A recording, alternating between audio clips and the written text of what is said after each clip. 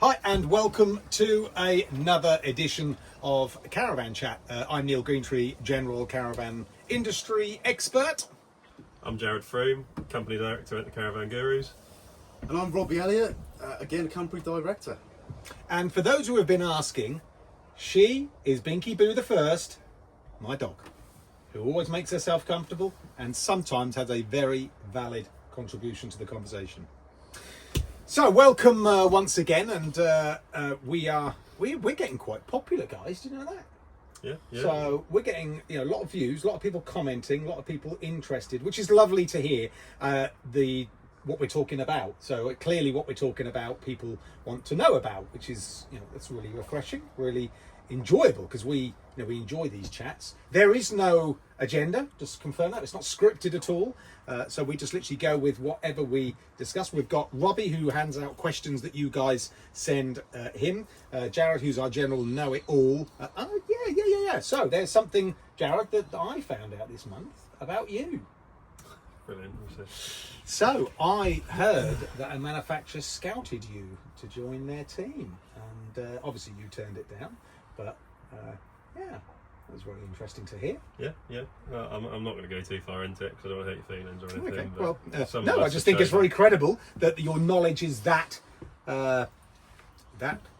wide that the manufacturers are interested in pulling you on board, and I think that's fair play to you, credit to you. That's always good. And I've always said, the gurus are the best in the area. You're very experienced in what you do, but it just kind of goes to show that that's really nice.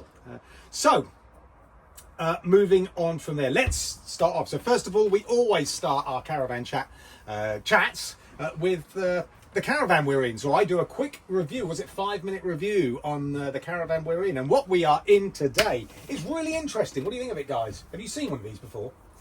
Once. We had one in for service not long ago. It was a couple of months ago. Yeah, I've seen a few of them. They're very solid vans. Hold on, don't review it yet. Have you been in one? Jumped the gun already. Yeah. Yes, I've been in a few of them. Okay, so this van I know more than a little about, simply because when I had Greentree's caravan store, one of my salesmen, Harry, absolutely adored these, and we would go to the trade shows and he would pull us to the latest version, and this is an 2024 Adria Rio Grande. So quite unique. You won't see any vans, I don't think, with a similar layout. Maybe some of the foreign ones, but as a rule of thumb, brought into the UK, nothing really like it. Scott, pan around. So we've got bathroom at the back, transverse bed in the middle. Then if you swing round, Scott, to the other end, please. And then this end, if you look here, we have this lovely kind of dinette and lounge with this kitchen, which is right at the front of the caravan. Very unusual, but if it works for you, it works for you. My thoughts. To be fair, Robbie, you hit the nail on the head. They're solidly built, okay? And there's a reason why they're solidly built, because generally with the German vans, they're generally towed to their site and they're kept on site for the season. So they are tourers, but they're not tourers as the UK use them. So they can build them to be heavier, and these are heavier. This is heading towards 2 tons, I think, 1745. So quite a heavy girl for what it is, but is well made. I've got to be honest. What I like about this is its Germanic feel. I do like a caravan with a Germanic kind of dark wood feel. Not so sure about these. This is just a bit funny to feel, but the layout.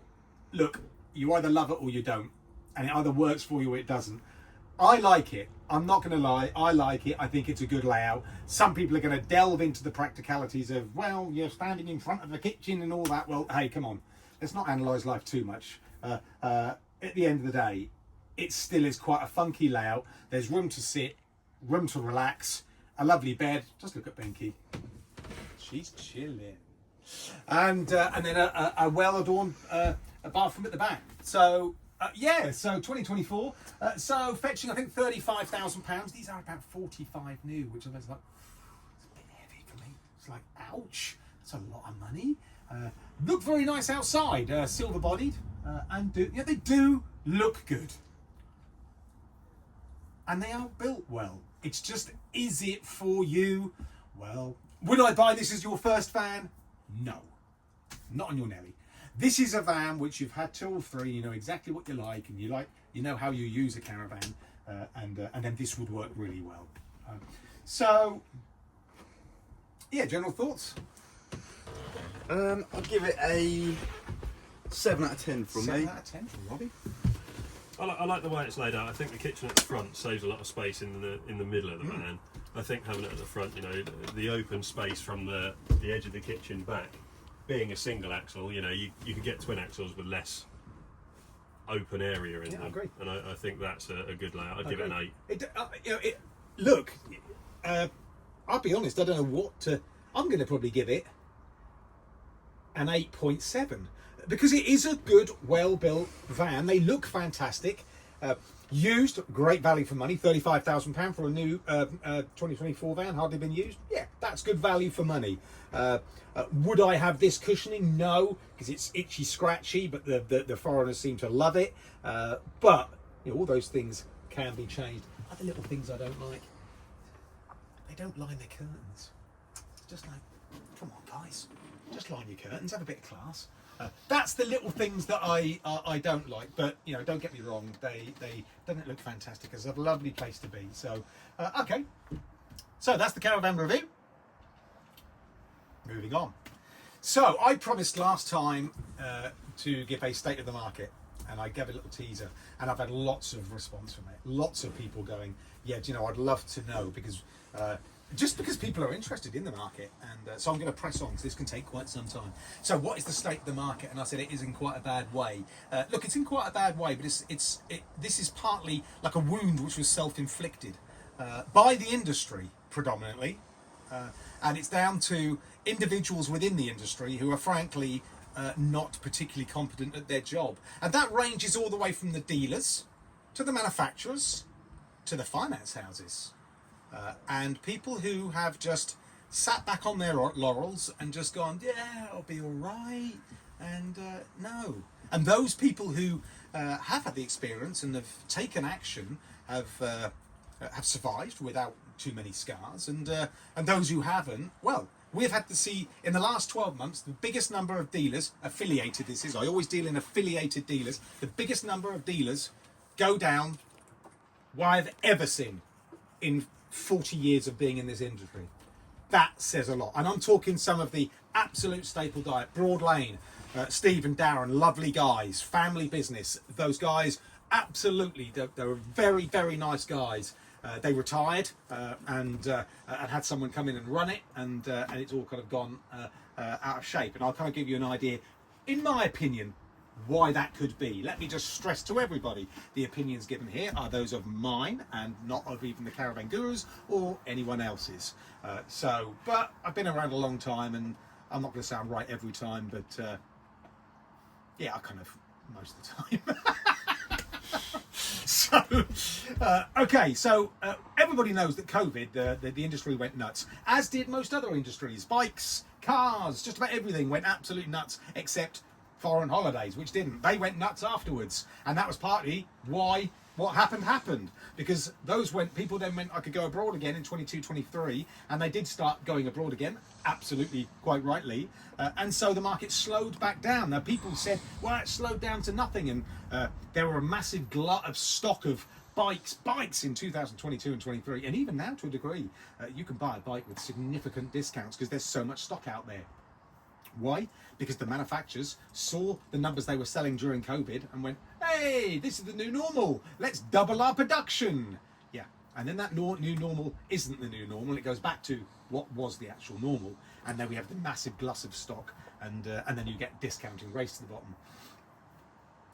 I hoped that the caravan industry would be more professional than that, and certainly, you know, a few years ago, if you looked at the dealer principals, when I was a kind of a not young, 35-year-old dealer principal, I looked at the people around me and they were all 50, 55, very experienced and knew their stuff. So you could rely that they weren't ordering too much stock and stuff like that. The world's changed. All those people have now retired, and we have some people have grown up through the business, but I talked to a very unpleasant meeting with a finance house who the guy I was talking to after trying to put me in my place. I said, how long have you been in the industry? He said, 18 months. I went, really? I then actually had a chat with the top dog of a manufacturer, top dog, head man.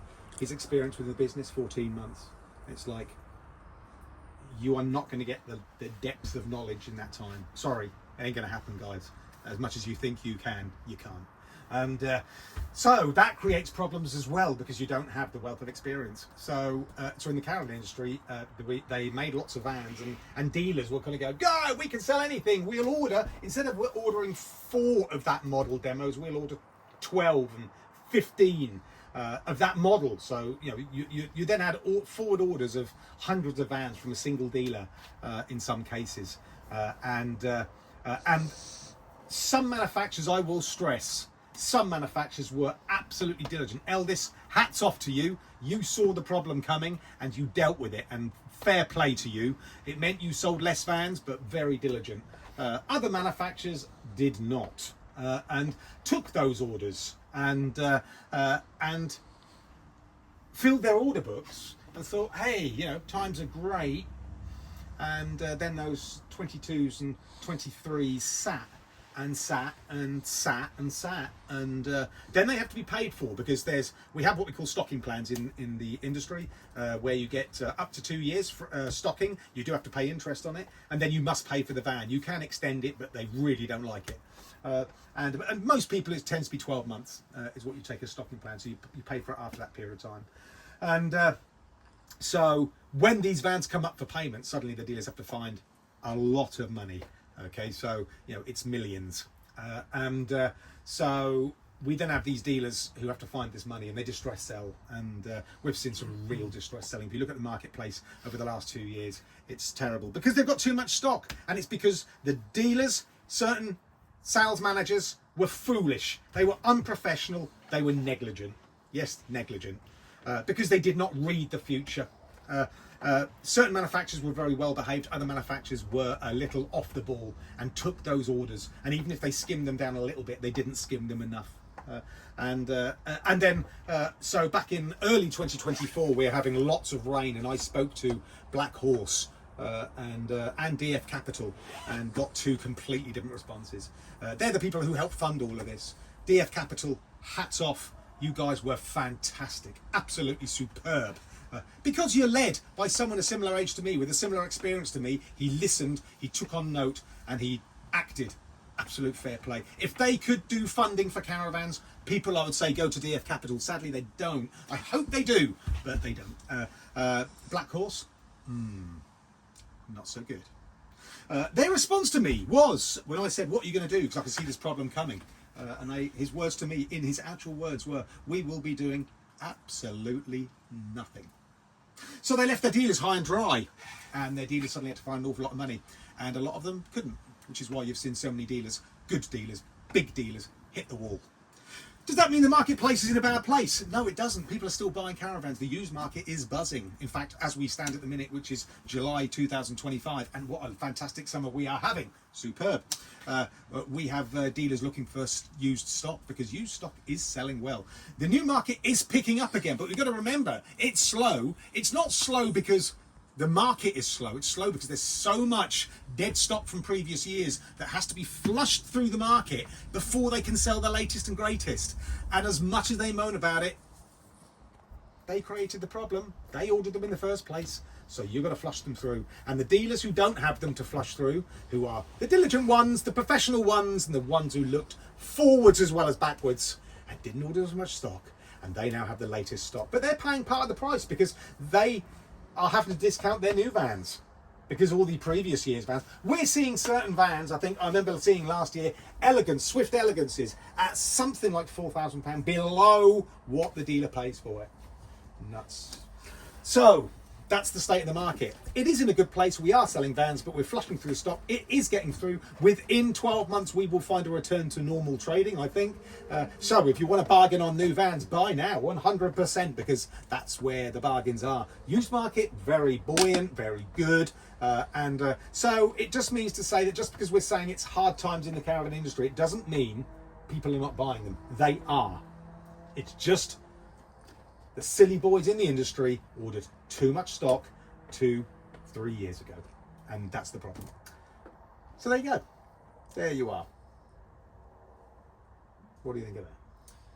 I think it's the vans that are sitting stagnant that's the trouble, and like you say, I think they will move on within the next 12 months. They will. And I think the market, like you say, will get back to normal.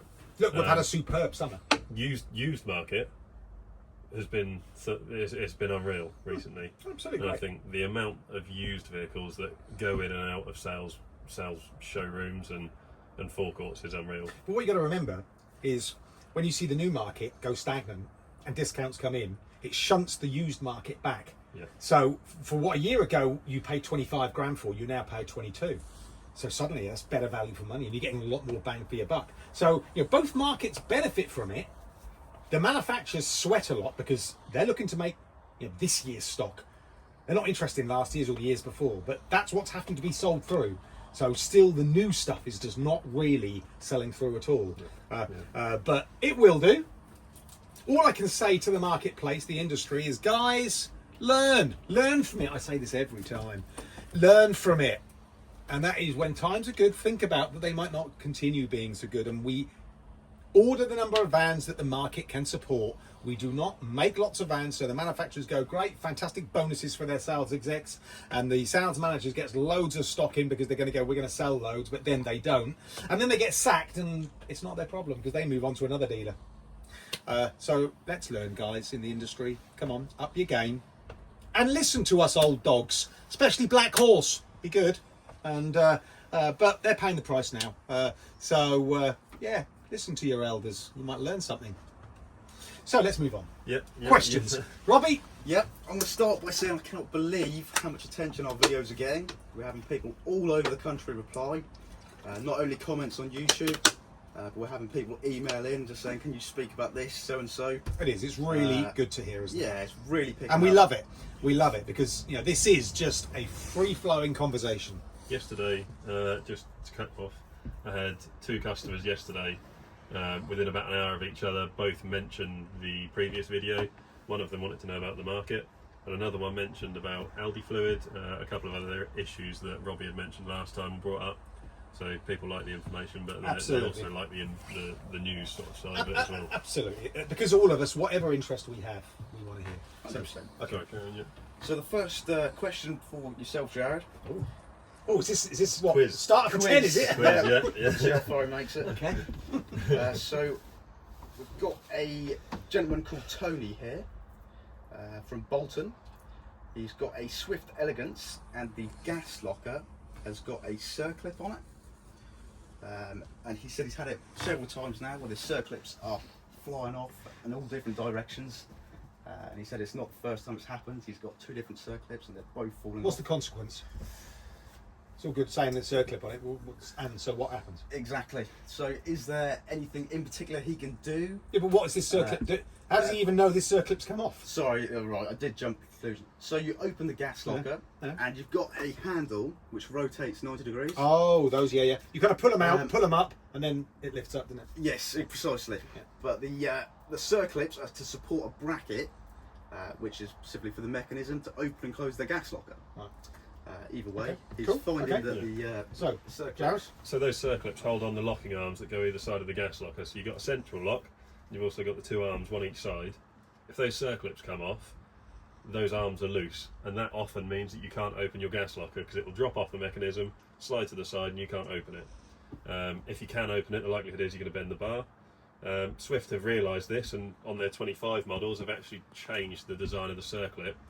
I think they've gone for a Starlock washer rather than a circlip. So the Starlock washer effectively has just got multiple teeth on the way around it. That's right. And it clicks onto it, into the recess, and grips onto it, rather than a circlip going around it that can ping off. But we've had so many of them. We've had so many of those come through. We had one not yesterday, day before.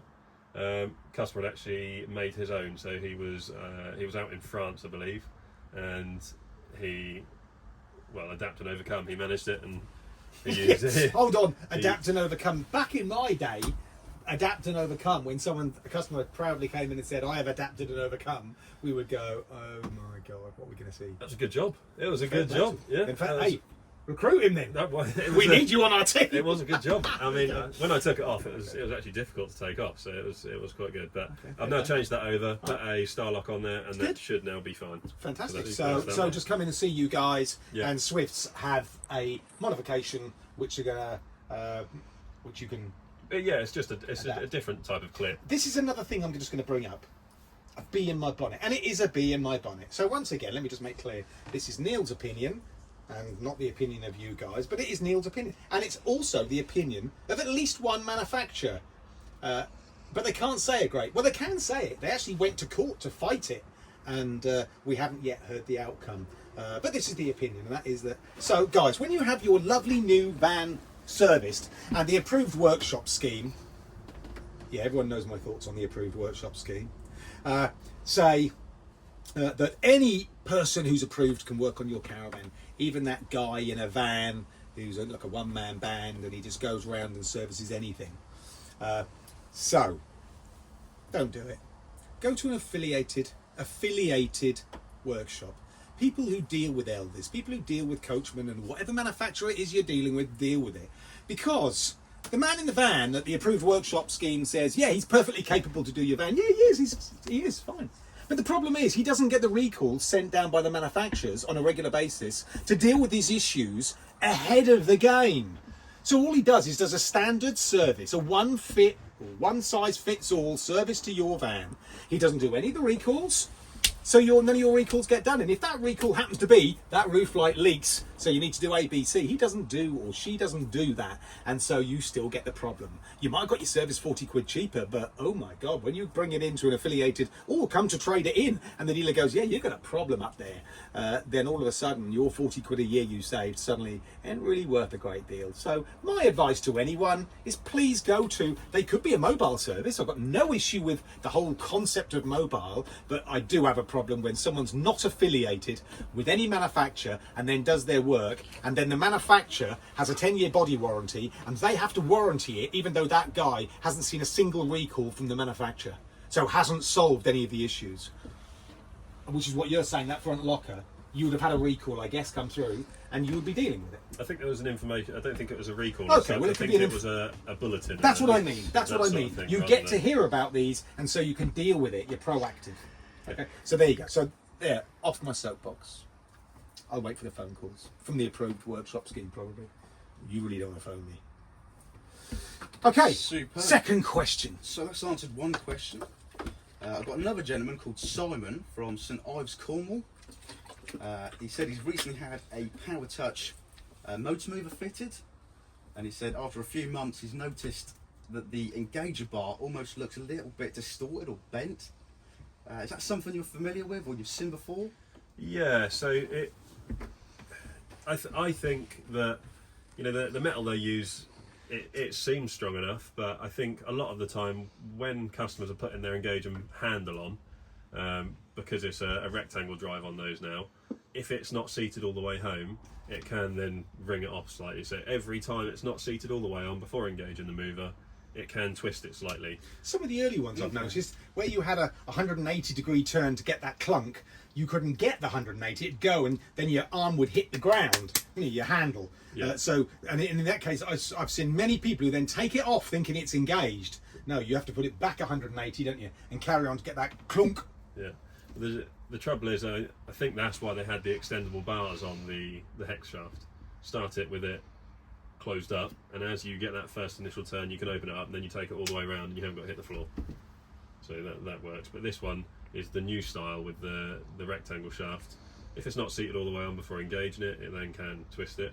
But at the same time, if you're engaging it and twisting it the wrong way, you know, some people don't think about it. You know, you put it on, you go to engage it, and you don't realise it's already engaged. You can overturn it, and it will then twist. But okay. So what's the remedy? It needs a replacement shaft, but okay. you've just got to be sure. How much? Circa 40. Before we go, how much? What it does? You can't engage it properly. No, you won't be able to engage it. Okay, you won't be able to engage it. No, so we had one recently where it was actually that badly distorted. It didn't look that bad, but it was that badly distorted it would not engage because not only had the shaft twisted, the whole unit had twisted, so it physically could not turn. I had a guy not long ago who's got had a Power Touch, and Power Touch, in my view, which are now Truma, aren't they? Truma Yeah. bought them, are the best out there. 100%. I absolutely think they're superb. And there are cheap Chinese ones out there, but you can't get bits for them. They fail. Yeah, just buy yourself it's now called Truma, isn't it? Is it? Well, it's still Power Touch. It's still Power Touch. Okay. Truma Power Touch, but it's But it has still Truma Power written on it. Touch. No, it's still just Power Touch. Does it? Yeah. I thought it had Truma written on the side. Don't think so. So if someone, change this up, if someone has got one of these new Power Touch motor movers fitted, and it's a relatively new unit, is that something they still need to pay for, or is it something? Power Touch offer a no quibble warranty, being that it's still in the period and it's been fitted by an approved dealer. So when we fit a motor How do you mover, prove that? well, when we fit it, we submit the warranty paperwork Yeah, to if Power you get Touch. if you get someone bring one in for service and it won't engage, how do you then prove it's been fitted by? Power Touch will have the record. Okay. We submit a warranty form. As soon as we fit it brand new, we submit a warranty form. Okay. And So we hope that whoever's moved it has fitted submitted the form. Yes. Okay. Yeah. Yep. So as an approved dealer or an approved fitter, you have to submit it. And there are approved dealers for Yep. Power Touch. Okay. Yeah. So approved fitters, approved technicians, approved units. So if that was to happen, a lot of the time, we had one recently that was an automatic engager. The actuator had snapped. The mover was fitted probably about a month ago. Contacted Power Touch, and I believe in a week, Power Touch had been out to the customer's house, fixed the problem, and it was all under warranty. I'll tell you That was what, that is why Power Touch is the name. They're so good at their backup, aren't they? Yeah. And their units generally don't go wrong. No. I generally don't have any issues, but if you do, it's just solved. There's no doubt they are the best out there. The benefit with Power Touch is you've got, we have Power Touch on the end of a phone. We can contact them, and the majority of the time we go to them with an issue, and they'll say A, B, or C. They'll give us exactly what the issue but is. they are very, very good at that. And Alco tried to make was it the Mammoth, wasn't it? Was it Okay, Mammoth? Mammoth, yeah. Mammoth. That's right, Mammoth. Yeah, okay. Is it even available anymore? I haven't seen one for years. No, I haven't seen one. They had a go at doing it, but I think everyone basically knows that Power Touch is the one. The trouble is, you overcomplicate something, it just causes more issues. 100%. Power Touch know what they do, and They they do. know what they do well. And don't try and do everything else. Yeah. Yeah, that's absolutely. what they do I best. agree with that entirely. Riker made a 4x4 as well, didn't he? Yeah. I think it's about £10,000 now. It was a bit expensive. Yeah. Again, that's the trouble with Reich. Obviously we're in the UK. Power Touch are based in Derby, so I mean, the parts that we need from Power Touch come next day. Yeah, Most of the time they come next day. Sometimes it's just accept that they're the best, and just they do 4x4s, don't they? 4-wheel drives, 2-wheel drive, drives, and all of that, and they always do the job. Just interesting. I think it's something like because I had a customer. That's what I was going to say. I had a customer because we have a storage site as well, or I do. And I had a customer. And we have the normal depth of shingle about 3 inches. Oh, Scott, how long have we been talking? 28 minutes. Oh my God, we're going to have to tie this up. I won't talk about that customer. I'll talk about it another day. Okay, so 28 minutes is long enough for a caravan chat. Thank you for the questions. So I think we better wrap that up. We've got one more thing to announce. Who's going to announce it? We just keep on going. We've got another member of staff to announce, haven't we? Or we're going to do it in a separate video because you don't like doing them. Well, we'll go for a separate video. We'll put it out like we did last time. With this video will go out first. The next one will be a follow-up with the new member of staff. And if you don't get our e-shot and the follow-up, because they also attach offers to it, and sometimes we'll do a how-to video. If you don't get that, just contact the gurus and say, can I be added to your email list? And they will add you, and you will then get the e-shot as well as the YouTube video, because we do the both sides side by side, don't we? Yeah, they're sent simultaneously, so they're sent together. Yeah. Okay. Other than that, thank you for watching. Thank you for everyone who's joining in the conversation. We love it. Keep asking questions. We have plenty kind of gathering up to give you an idea of what we're going to be talking about in the future. I think from what we're getting on the state of the market, it's going to be a quarterly thing, maybe something like that. Yeah. But we're also going to talk about to Justin, who is probably, I think, unarguably the best body shop technician in the UK. Absolutely excellent what he does. We're going to have him in here and have him talk about what he does and how having a specialist body shop guy is much better than just using the technicians you've got, which some dealers use, and just wonder why the finish is pretty rubbish. So we're going to be talking about that. We're going to carry on the questions, and we're going to carry on the themes of what goes on in the industry, because there's lots going on, and we'll talk about whatever comes up. So thank you for watching, and we'll see you next time.